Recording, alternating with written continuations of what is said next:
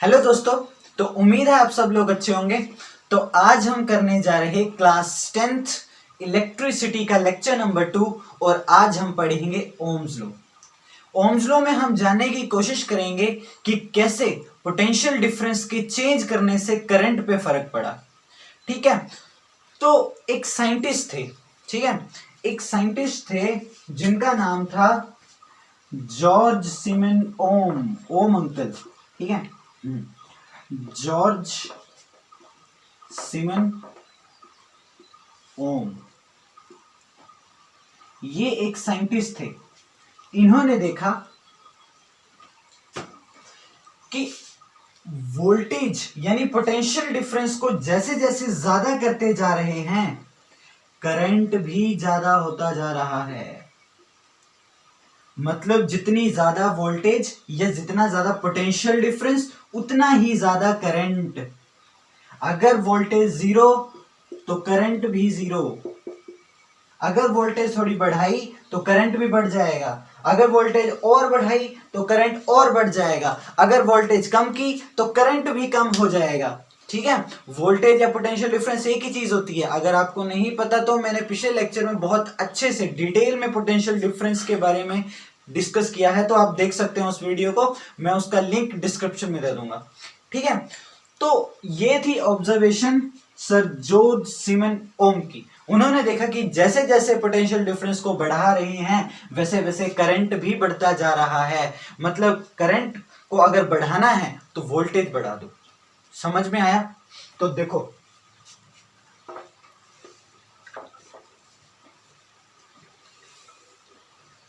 तो नोट करेंगे सबसे पहले इसकी स्टेटमेंट क्या थी।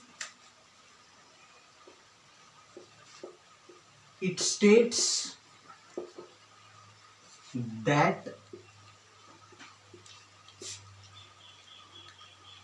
current in a circuit is directly proportional to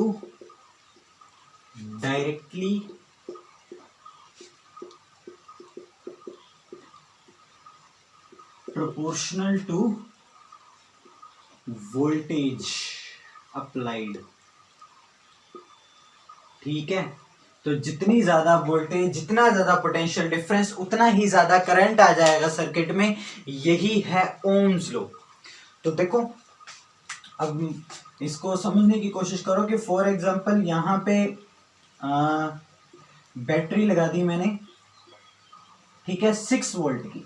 तो इसमें करंट होगा कुछ, लेकिन अगर मैंने यहां पे 12 वोल्ट की बैटरी लगा दी तो करंट भी बढ़ जाएगा। अगर मैंने यहां पे 20 वोल्ट की बैटरी लगा दी तो करंट और बढ़ जाएगा। अगर यहां पे मैंने 30 वोल्ट की बैटरी लगा दी तो करंट और बढ़ जाएगा। यही है ओम्स लॉ कि जैसे जैसे पोटेंशियल डिफरेंस को बढ़ाते जाओ या वोल्टेज को बढ़ाते जाओ वैसे वैसे करंट भी बढ़ता जाएगा। लेकिन अगर ये कम होता गया तो करंट भी कम होता जाएगा। डायरेक्टली प्रोपोर्शनल का मतलब यही होता है कि एक चीज बढ़ेगी तो दूसरी भी बढ़ेगी, अगर एक चीज कम होगी तो दूसरी भी कम होगी।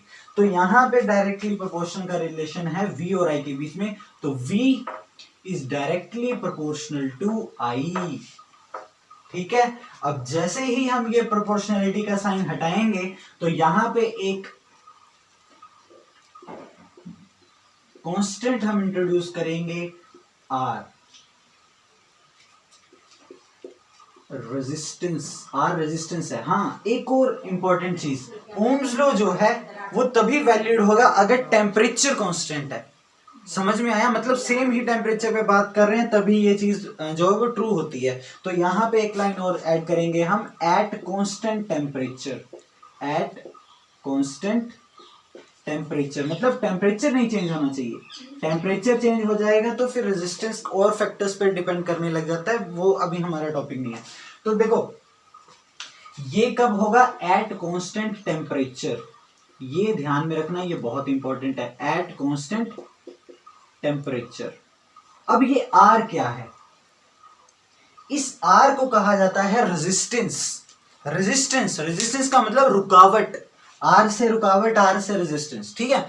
मतलब करंट फ्लो कर रहा है तो जो वो मटेरियल है वो उस करंट को रुकावट देता है, उसको फ्लो इजीली फ्लो नहीं करने देता। उसी को बोलते हैं रेजिस्टेंस, कि कितना रेजिस्टेंस, और हर मटेरियल का रेजिस्टेंस अलग अलग होता है। अब जो कंडक्टर्स होते हैं वो करंट को इजीली फ्लो करवा देते हैं क्योंकि उनका रेजिस्टेंस कम होता है, वो करंट को कम रोकते हैं। आप ऐसे समझ सकते हो कि फॉर एग्जांपल कोई नाला है, उसमें से पानी जा रहा है, तो बहुत बड़े बड़े पत्थर आएंगे बीच में, तो वो पत्थर क्या कर रहे हैं, वो उस पानी के रास्ते को रोक रहे हैं, उस पानी के फ्लो को रोक रहे हैं। बस वही होता है रेजिस्टेंस। हर एक मटेरियल का रेजिस्टेंस अलग अलग होता है। जितना रेजिस्टेंस ज्यादा होगा किसी भी मटेरियल का, उतना ही करंट मुश्किल से फ्लो करेगा, उसमें इजीली फ्लो नहीं करेगा। इजीली फ्लो करने के लिए रेजिस्टेंस उसका क्या होना चाहिए, कम होना चाहिए। और यहां से अगर मैं देखो करंट का फॉर्मूला बनाने की कोशिश करूं तो I is equal to R, नीचे आ जाएगा V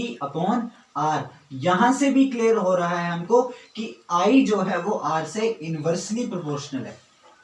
कैसा है, इनवर्सली प्रोपोर्शनल। अब इनवर्सली प्रोपोर्शनल का मतलब क्या होता है कि अगर रेजिस्टेंस को बढ़ाएंगे तो करंट कम होगा, और रेजिस्टेंस को कम करेंगे तो करंट ज्यादा होगा। उल्टे एक दूसरे पे डिपेंड करते हैं ये दोनों। आई होप आपको बहुत अच्छे से क्लियर हो गया होगा। जितना ज्यादा रेजिस्टेंस उतना कम करंट, जितना कम रेजिस्टेंस उतना ज्यादा करंट। समझ में आया। और V, जितनी ज्यादा वोल्टेज उतना ज्यादा करंट, जितनी कम वोल्टेज उतना कम करंट। समझ में आया। तो अगर हमने V और I के बीच अगर ग्राफ बनाना होगा, ठीक है, V और I के बीच, तो डायरेक्टली प्रोपोर्शनल है, एक चीज बढ़ेगी दूसरी बढ़ती जाएगी, तो ये स्ट्रेट लाइन ग्राफ बनेगा कि V भी बढ़ रहा है, I भी आगे को बढ़ रहा है। समझ में आया। तो ये है ओम्स लॉ। आई होप आपको समझ में आ गया होगा। ठीक है, एक तो न्यूमेरिकल्स कर लेते हैं इसके, तो भागना नहीं है। ठीक है, न्यूमेरिकल्स सुन के पता नहीं क्यों तुम लोग डर जाते हो। बहुत इजी न्यूमेरिकल्स होते हैं, 10th क्लास में तो बहुत ही ज्यादा इजी न्यूमेरिकल्स हैं। ठीक है, तो करेंगे अभी न्यूमेरिकल। ठीक है, ठीक है, ठीक है। तो चलो देखो, इसको भी हटा ही देता हूं। तो जब मैं न्यूमेरिकल्स लिखूंगा, चलो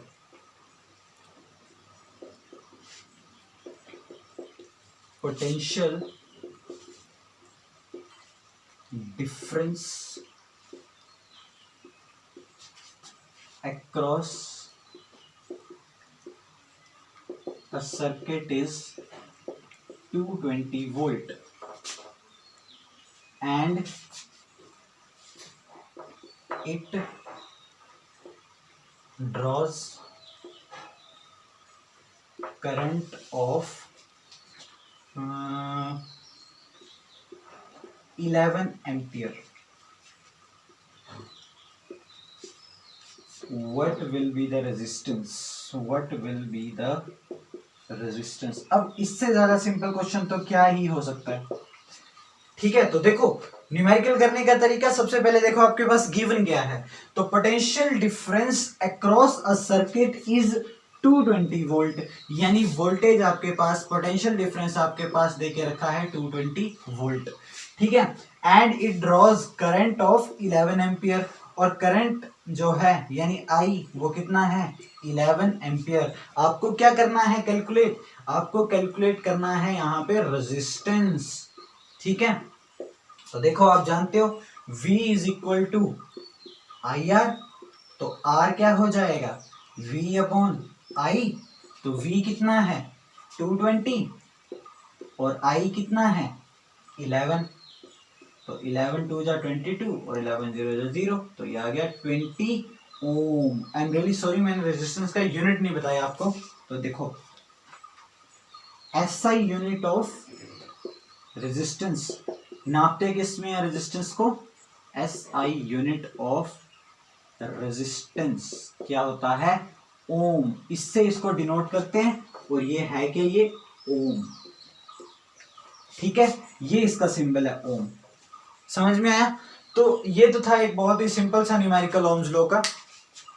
ठीक है, मैं आपको रेजिस्टेंस की डेफिनेशन भी करवा देता हूं। ठीक है, तो रेजिस्टेंस मैंने बोला क्या है, रुकावट है। क्या है, रुकावट है। किसको, करंट को। देगा कौन, कंडक्टर देगा। ठीक है, रेजिस्टेंस क्या होता है, द ऑब्स्ट्रक्शन, ऑब्स्ट्रक्शन मीन्स रुकावट, द ऑब्स्ट्रक्शन ऑफर्ड बाय, कौन देता है, कंडक्टर। किसको, करंट को। The obstruction offered by conductor to the flow of current, to the flow of current. ठीक है, इज कॉल्ड एज रेजिस्टेंस। यही है resistance, the obstruction. Obstruction means रुकावट, परेशानी, रोकने वाला। ठीक है, कम करने वाला। एसआई यूनिट होता है, एसआई यूनिट ऑफ रेजिस्टेंस होता है ओम। क्या होता है, ओम। ठीक है, आई होप बहुत अच्छे से समझ में आ रहा होगा, आपको मजा आ रहा होगा, आप एंजॉय कर रहे होंगे। ठीक है, तो चलो अब एक न्यूमेरिकल और करते हैं और फिर आपकी छुट्टी।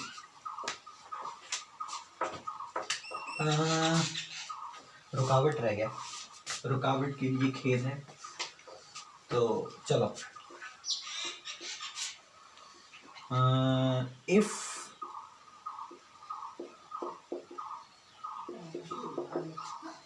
potential difference across the terminals of a heater is 120 volt and it draws current of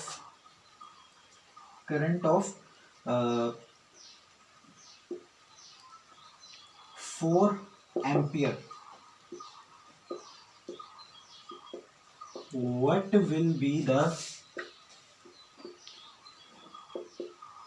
आप यहाँ पे स्पीड बढ़ा सकते हैं वीडियो की। ठीक है, what will be the current if it has potential difference of 240 volt. देखो क्या करना है, अब यहाँ पे आपके पास कहा गया है कि अगर पोटेंशियल डिफरेंस किसी हीटर का 120 वोल्ट है और उसमें करंट कितना है, 4 एम्पियर, तो आपको बताना है कि अगर पोटेंशियल डिफरेंस को 120 से बढ़ा के 240 कर दें तो उसमें करंट कितना होगा।